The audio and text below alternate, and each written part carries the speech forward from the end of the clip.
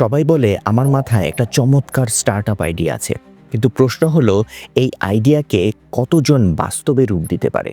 Google, Facebook অথবা Uber যাদেরকে আমরা এত পপুলার হিসেবে চিনি, কারো আইডিয়াই কিন্তু নতুন ছিল না, নতুন ছিল তাদের এক্সিকিউশন।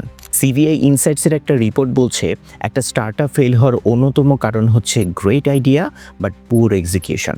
কারণ আইডিয়া সেটা শুধুমাত্র খাতাতেই দেখতে ভালো লাগে, যদি কাজ প্রপারলি না করা হয় তাহলে সেইটা স্বপ্নতেই থেকে যায়। ধরুন বর্তমান প্রেক্ষাপটে আপনি চিন্তা করলেন একটা হেলথ অ্যাপ বানানো খুবই প্রয়োজন, মার্কেটে এটার ডিমান্ড অনেক ভালো হবে।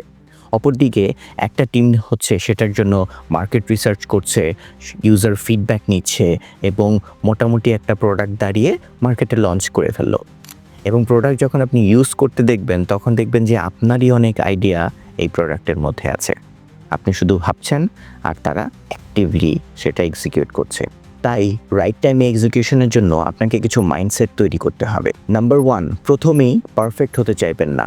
যে কোনো প্রোডাক্টে বা যে কোনো বিজনেস প্ল্যানে একদম মিনিমাম ফিচার দিয়ে হলেও বা মিনিমাম সুবিধা দিয়ে হলেও আপনি মার্কেটে লঞ্চ করুন। নাম্বার 2, অ্যাকশন প্ল্যান বানান। 7 দিনে কি করবেন, 30 দিনে কি করবেন, 6 মাসে কি করবেন, এই সব কিছু লিখে ফেলুন। নাম্বার 3, মার্কেটে নামুন। কোনো প্রোডাক্ট বা সার্ভিসে বড় ইনভেস্টমেন্ট করার আগে ছোট আকারে তৈরি করুন এবং ছোট ইউজার বেজের কাছে আগে সেটা টেস্ট করান। এতে আপনার মার্কেট ভ্যালিডেশন হয়ে যাবে এবং আপনি বুঝতে পারবেন আপনার প্রোডাক্ট বা সার্ভিসের আপনার মতো বিজনেসের ডিমান্ড কতটুকু। ভিডিওটি যারা স্টার্টআপ এবং নতুন বিজনেস তৈরি করতে চাচ্ছে তাদেরকে অবশ্যই শেয়ার করুন, কারণ এই মাইন্ডসেটটা তাদের অবশ্যই প্রয়োজন।